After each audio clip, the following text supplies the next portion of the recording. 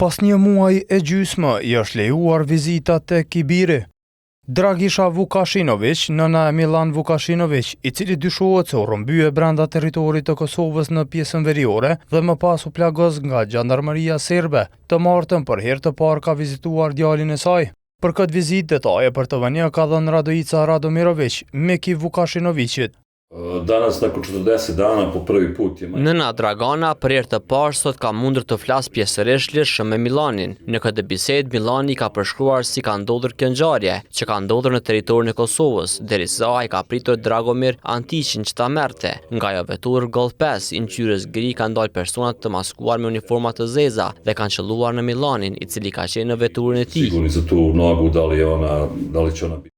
E detaje janë dhënë edhe për gjendjen e tij shëndetësore. Milan Vukashinović vazhdon të ketë një plumb mbrapa shpinës dhe një rënkëmbë të lënduar.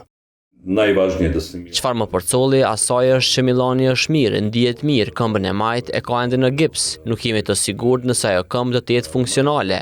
Gjithashtu plumbi në shpinë nuk i është larguar. Mjekët ende nuk kanë vendosur kur do të kryhet ky operim. U tom razgovoru. Për këtë rast, Radomirović thotë se shteti serb ka ngritur 2 padi ndaj Milan Vukashinović dhe 4 qytetarëve tjerë të Kosovës.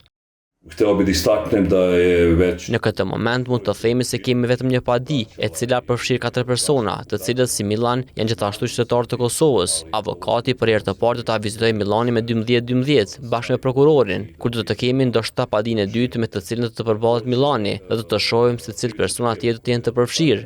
Do të doja të theksoja që familja e Vukashinović janë drejtuar edhe ombudspersonin në Serbi, por deri tash ai nuk është lajmëruar e as nuk ka vizituar Milan Vukashinovićin. Gjithashtu padi ka dërguar edhe avokati Ivan Ninić, duke dorëzuar atë në Krushevc për tentimvrasje dhe rrëmbim të Milan Vukashinovićit. Padi këto të dorëzuar kundër ushtrisë së Serbisë, policisë së Serbisë dhe vetë Milan Radojčićit. Deri tash prokuroria nuk është deklaruar për këtë padi.